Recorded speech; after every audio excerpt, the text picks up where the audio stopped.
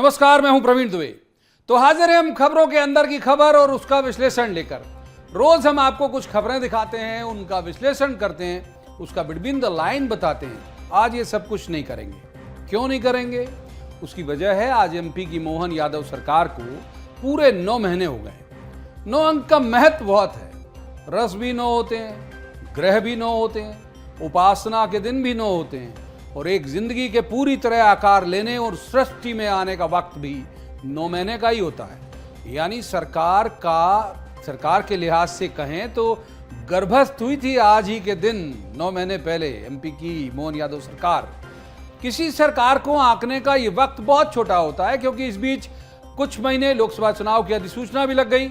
उसके बावजूद ये कह सकते हैं कि डॉक्टर मोहन यादव ने अपनी राजनीतिक और प्रशासनिक परिपक्वता दोनों ही दिखाई है। शुरुआत जिस भाव में हमने की थी, उस भाव में ये मुहावरा भी कह सकते हैं कि पूत के पांव पालने में ही बखूबे दिख गए थे। आज इसी कार्यकाल का मंथन करेंगे, विश्लेषण करेंगे। सबसे पहले आपका तादात्म्य बना देते हैं 9 अंक की महिमा के साथ। तो देखिए इस अंक की महिमा और बाद में ये जरूर कहिएगा कि खबर तो ये है। एक माँ अपने बच्चे को, हमने 9 अंक की महिमा पर बात की, तो एक माँ अपने बच्चे को 9 महीने तक पालती है। मनुष्य में 9 भावनाएं होती हैं: प्रेम, मस्ती, दुख, क्रोध, शौर्य, भय, घृणा, आश्चर्य और शांति। ये 9 भावनाएं भारतीय कला प्रकारों में भी मिलती हैं। उन्हें नाट्य शास्त्र के अनुसार नवरस कहते हैं। मूल्यवान रत्न भी 9 होते हैं, उन्हें नवरत्न कहा जाता है। माणिक, हीरा, नीलम, पुखराज, पन्ना, लाल मूंगा, मोती, वैदूर्य और गोमेद। श्रीमद् भागवत गीता के अनुसार मनुष्य के शरीर में भी 9 द्वार होते हैं। 9 द्वार होते हैं किसी भी इंसान के शरीर में। देवी दुर्गा के पूजन के दिन भी 9 होते हैं, जिन्हें नवरात्रि कहा जाता है। संख्या 9 जीवन संख्याओं के बढ़ते क्रम के मार्ग पर सबसे आखिरी संख्या है। इसलिए यह संख्या उत्कृष्टता और पूर्णता का प्रतिनिधित्व करती है। संख्या 9 को हिंदू धर्म में कीमती, पूर्ण, बिना किसी दोष का और स्वर्गीय संख्या माना जाता है। संख्या 9 अद्वितीय भी होती है और रहस्यमय क्षमताओं से परिपूर्ण भी होती है। चूंकि इस अंक के साथ ही कार्यक्रम डिजाइन हुआ, तो तय बात है कि आज के हर प्रसंग में 9 का अंक आपको दिखेगा। अब आपको दिखाते हैं कि जिस वक्त डॉक्टर मोहन यादव ने कुर्सी संभाली थी, तो जाहिर है कि उनका आकलन करने के लिए एक बेंचमार्क पहले से ही मौजूद था, यानी शिवराज सिंह चौहान का। लगातार मुख्यमंत्री रह चुके किसी नेता के बाद कुर्सी पर बैठे डॉक्टर यादव के लिए फटाफट कुछ 9 फैसले उन्होंने लिए, जिन्होंने राजनीतिक समझ रखने वाले और उसे स्वर देने वालों की भी धारणा बदलने को बाध्य किया। कौन से थे वो 9 फैसले? दिखाते हैं आपको। देखिए, ये बड़ी घोषणाएं आपको स्क्रीन पर दिख रही होंगी। राज्य परिसीमन आयोग का गठन किया उन्होंने। गरीब बच्चों के डॉक्टर इंजीनियर बनने का खर्चा सरकार उठाएगी। समय पर मिले इलाज, इसलिए एयर एम्बुलेंस की सुविधा, ये बहुत अच्छी सुविधा है और इसको लेकर बहुत सराहना भी उनकी हुई, क्योंकि कई बार हम देखते हैं कि एक्सीडेंट के वक्त अगर समय पर एयर एम्बुलेंस मिल जाए, एमपी से बाहर कहीं ले जाना हो या एमपी के अंदर ही किसी गांव से किसी बड़े शहर तक लाना हो और एयर एम्बुलेंस मिल जाए मान लीजिए, तो बहुत सहूलियत हो जाती है और लोगों की जान बच जाती है। प्रदेश के सभी धार्मिक स्थलों को तीर्थ केंद्र बनाने की उन्होंने घोषणा की। 7,000 से अधिक पुलिसकर्मियों की भर्ती की जाएगी, ये अनाउंसमेंट किया और ये भी एक डेडलाइन दे दी कि ये 1 साल के अंदर होगी।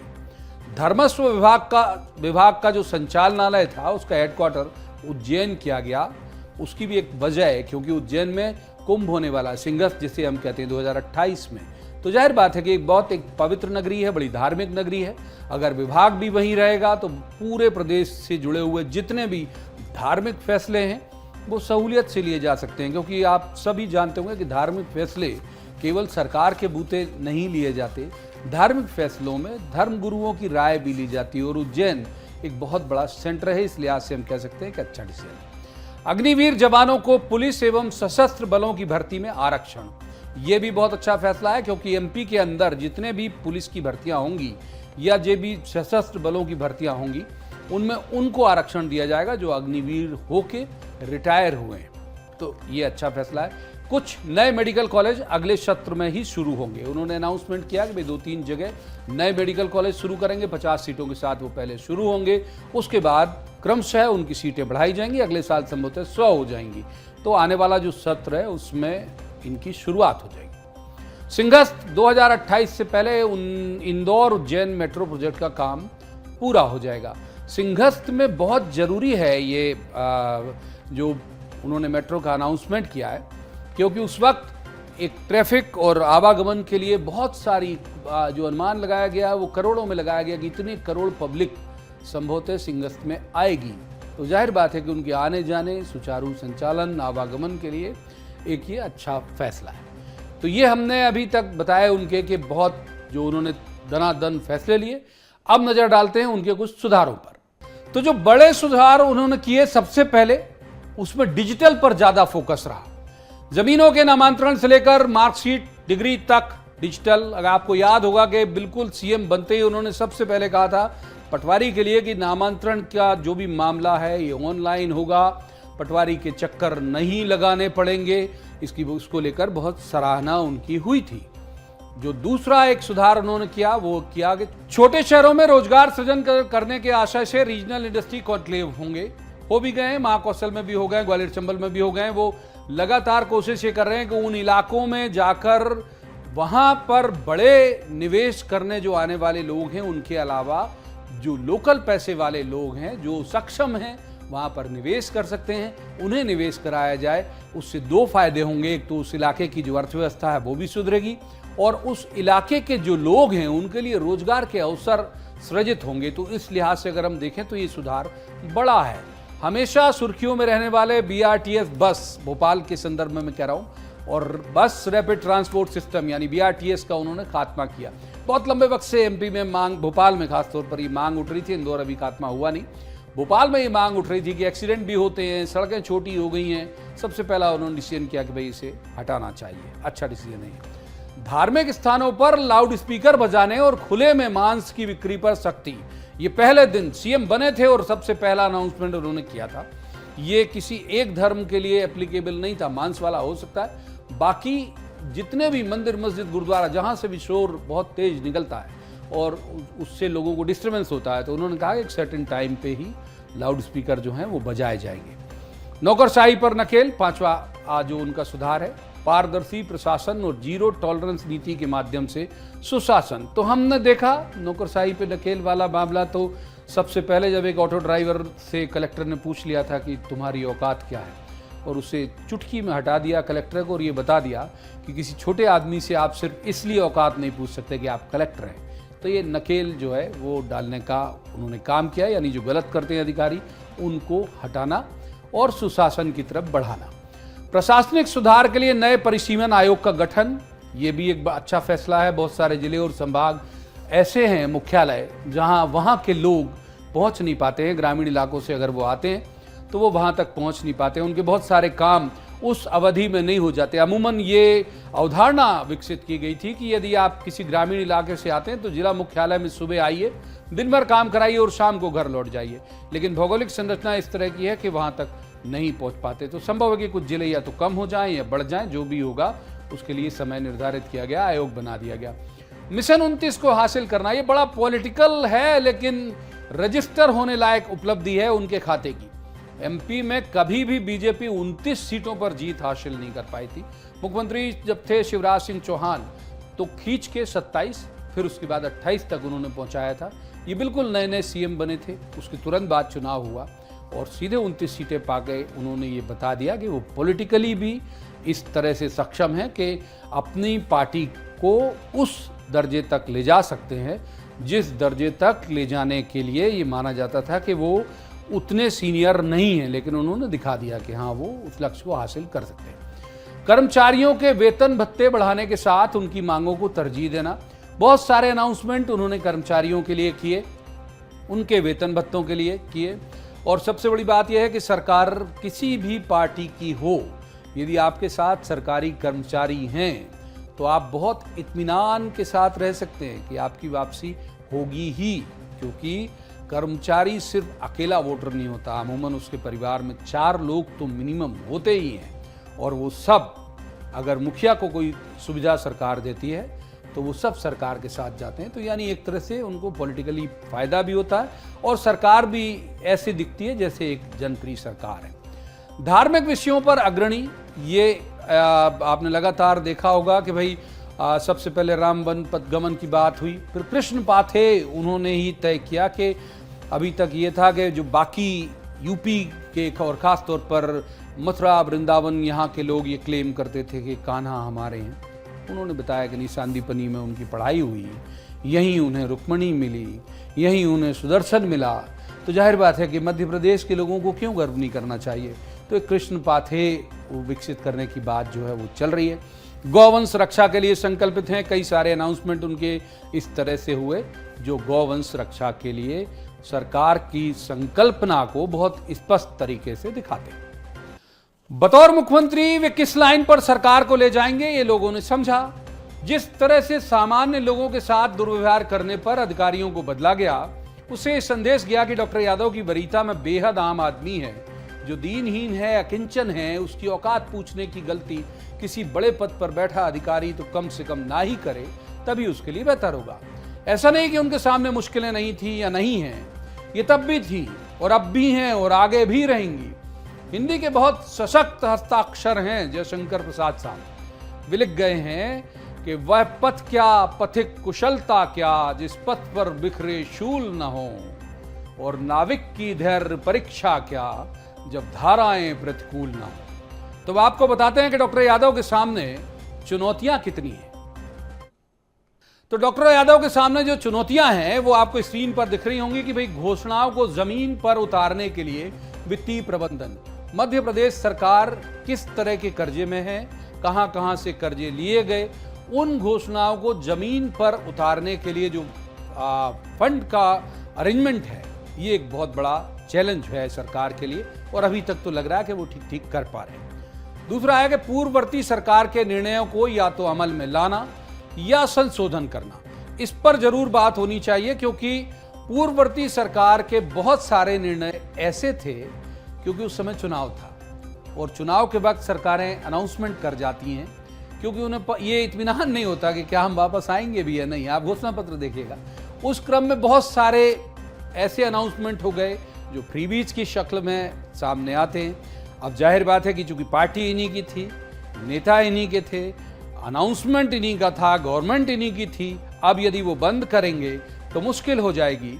तो जाहिर बात है कि उसे बंद नहीं करते तो उसके लिए फंड का अरेंजमेंट करना भी एक बड़ा मामला, बड़ा उनके लिए एक चुनौती है। तीसरी जो चुनौती है मोहन यादव के सामने वो है निवेश को जमीन पर उतारना। जैसे हमने अभी बताया कि भाई वो रीजनल इन्वेस्टर समिट, एक शब्द अपन यहाँ सृजित कर लेते हैं खड़े खड़े कि रीजनल इन्वेस्टर समिट कर रहे हैं, इलाकों में जा जाके निवेश कर रहे हैं। अब उस निवेश को जमीन पर लाना ये एक बहुत बड़ा चैलेंज उनके लिए होगा। हालांकि अभी तक जो एक अच्छा वो ये कर रहे हैं कि हमने इससे पहले की सरकारों में जो भी इंडस्ट्रियल समिट देखी वो एमओयू पर ज़्यादा फोकस करती थी कि इतने 1000 करोड़ का एमओयू हुआ।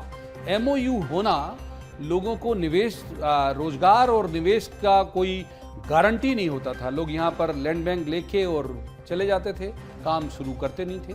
वो एक चैलेंज है कि उस अब असल मायने में निवेश हो, असल मायने में निवेश के फायदे एमपी सरकार को और एमपी के लोगों को मिलें। चौथी जो चुनौती है वो है मंत्रिमंडल में वरिष्ठ सहयोगियों के साथ समन्वय बनाकर रखना। इस बार विधानसभा के जब टिकट बटे तो सब चौंक गए। जितने बड़े बड़े नाम हैं, यानी जिन्हें हम कभी कह सकते थे कि सब मुख्यमंत्री पद के दावेदार हैं, उन सबको विधानसभा का चुनाव लड़ा दिया। अब मैं नाम यहाँ उच्चारित करूंगा तो वक्त जाया होगा। आप तमाम लोग जानते हैं कि कितने बड़े बड़े बड़े नाम हैं जो खुद को लार्जर देन पार्टी इमेज मान के चलते हैं। वो सारे नेता डॉक्टर मोहन यादव की कैबिनेट में सारे से आशय अधिकतर, एक नरेंद्र तोमर जी को छोड़ दें तो और शिवराज जी को छोड़ दें तो उनकी कैबिनेट में। तो अब उनके साथ कोऑर्डिनेशन बना के रखना, अभी तक तो बहुत अच्छा कोऑर्डिनेशन उनका दिख रहा है, आगे ये मेंटेन रहे, ये भी एक बड़ा चैलेंज है। पांचवा है कांग्रेस से आए नेताओं को समाहित करना। ये भी बल्क में एक तरह का जो भर्ती अभियान चलाया था बीजेपी ने, ये शब्द शायद गलत नहीं होगा कि तुरंत उनका जो एचआर डिपार्टमेंट है बीजेपी का वो इतना सक्रिय था। तमाम बड़े बड़े नेता हर इलाके से आके कुछ मंत्री बन गए, कुछ अभी भी खाली हैं। तो उन कांग्रेस से आए नेताओं को, जिनका उनके इलाके में ठीक ठीक जनाधार है, उन्हें समाहित ठीक से करना, ये भी एक बड़ा चैलेंज होगा। मध्य प्रदेश पर बढ़ते कर्ज के बोझ को संतुलित करना, ये हमने पहली लाइन में आपको बता ही दिया, इसे ज़्यादा विस्तारित करने की ज़रूरत नहीं है कि जो कर्ज लगातार बढ़ रहा है एमपी सरकार पर, उसे बैलेंस बना के रखना। सातवां जो चैलेंज है वो रोजगार के अवसर बढ़ाना, सिर्फ एक निवेश के जरिए नहीं, बाकी और क्या किया जा सकता है, क्योंकि लोगों को उम्मीद है कि नई सरकार जब भी आती है तो लोगों को लगता है कि भाई उनके परिवार में जो बेरोजगार युवक हैं, जो परिवार के लोग हैं, उनको शायद बहुत सारे अवसर मिलेंगे। तो ये गवर्नमेंट को उनके लिए सोचना पड़ेगा। आठवीं जो चुनौती है वो लोगों की निरंतर बढ़ती अपेक्षाओं को साध कर रखना, ये हमने पहले ही बता दिया।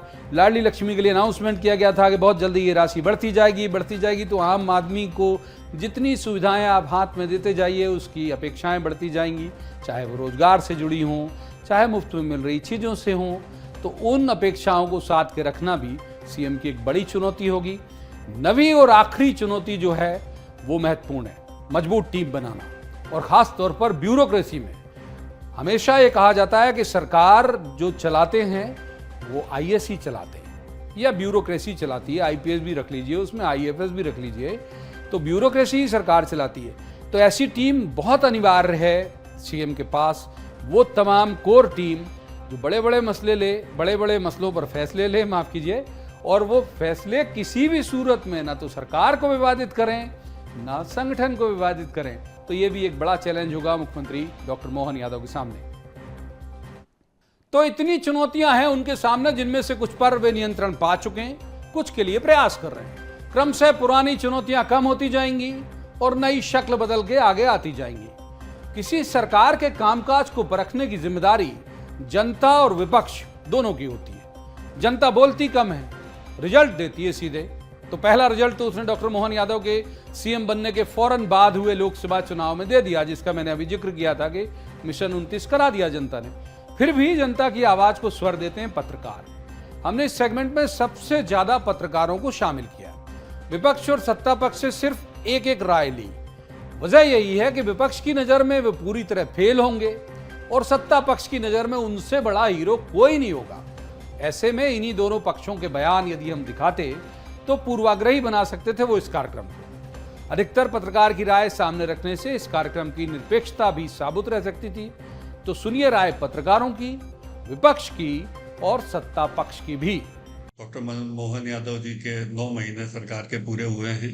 हमको कहीं ये महसूस नहीं हुआ मध्य प्रदेश में कि मुख्यमंत्री का बदलाव हुआ है। तो हमने ये पाया कि प्रशासन चुस्त दुरुस्त रहा, बल्कि उनकी नवीन व्यक्तित्व की वजह से नवीन आयाम भी प्राप्त किए।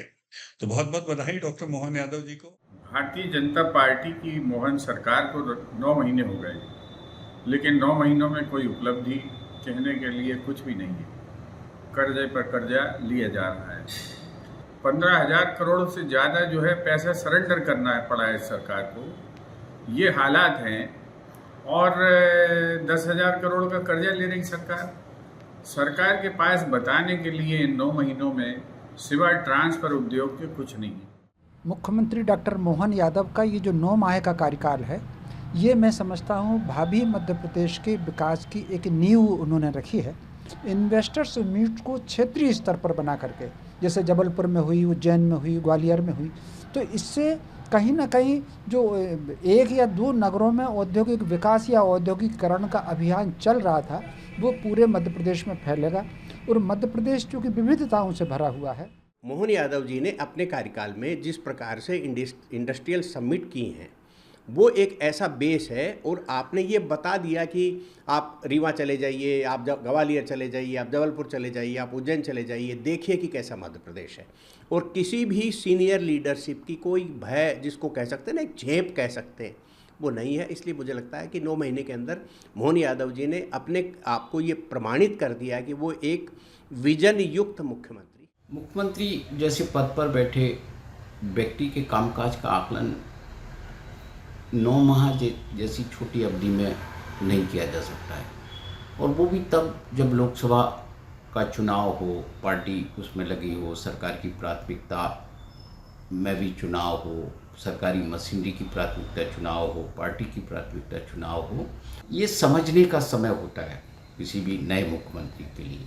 तो अभी वो लर्निंग स्टेज पर ही हैं। किसी भी मुख्यमंत्री के लिए 9 माह का समय ज़्यादा नहीं होता, लेकिन उन्हें 9 माह में प्रदेश के हित के लिए कई महत्वपूर्ण निर्णय लिए। अभी और निश्चित रूप से बहुत बड़ी चुनौतियां हैं उनके लिए, बहुत सारे, विशेषकर प्रदेश की आर्थिक स्थिति है एक जो सबसे बड़ी चुनौती और उनके सामने है। अब मध्य प्रदेश में पशुओं की जो सड़क पर हैं, गांव में पूरी फसलें नष्ट कर रहे हैं, जंगली जानवर भी आ रहे हैं, ये एक बड़ी चुनौती है। इसके बारे में उनको कड़े निर्णय लेना पड़ेगा। प्रदेश में आर्थिक गतिविधियों को बढ़ावा देकर रोजगार की संभावनाओं को सृजित करना, लोगों को रोजगार देना। मुख्यमंत्री रीजनल इन्वेस्टर्स मीट कर रहे हैं, नए निवेश की संभावनाओं पर लगातार कार्य कर रहे हैं, लेकिन उसका परिणाम तुरंत आ जाएगा ऐसा सोचना जल्दबाजी होगी। 9 माह के दौरान उन्होंने एक मिशन के रूप में काम किया। वो ये कहते हैं कि भारत के प्रधानमंत्री श्री नरेंद्र मोदी से प्रेरणा लेकर उन्होंने 4 मिशन बनाए हैं: युवा, महिला, किसान और गरीब। उनकी यह भी चिंता है कि प्रशासन जनमुखी हो, नागरिक विकास हो, सामाजिक सद्भाव में भागीदारी बने, गरीबों के कल्याण की योजनाओं का लाभ अंतिम व्यक्ति तक पहुंचे। प्रदेश के मुख्यमंत्री डॉक्टर मोहन यादव के 9 महीने के कार्यकाल का यदि हम आकलन करते हैं तो उनके खाते में सफलताएं भी हैं और असफलताएं भी हैं। सफलता के मामले में हम ये मान के चलते हैं कि आरएसएस का जो हिंदुत्व का मुद्दा है और भारतीय जनता पार्टी जिस हिंदुत्व को आगे बढ़ाने का प्रयास कर रही है, उसमें मोहन यादव ने काफ़ी योगदान दिया है। तो 9 महीने का पूरा खाता बही हमने आपके सामने खोलकर रख दिया। जिनकी राय से समाज में राय शुमारियां होती हैं वो भी आपको यथावत सुनवा दी। अब आप तय करिए और सरकार की मार्किंग करिए। हाँ, जाते जाते सिर्फ इतना बोल जाऊंगा कि आउट ऑफ 10 ही मार्किंग करिएगा, क्योंकि थीम ही हमारी आज 9 पर केंद्रित थी। तो मुझे दीजिए इजाजत, अपना बहुत ध्यान रखिए और देखते रहिए BS TV। नमस्कार।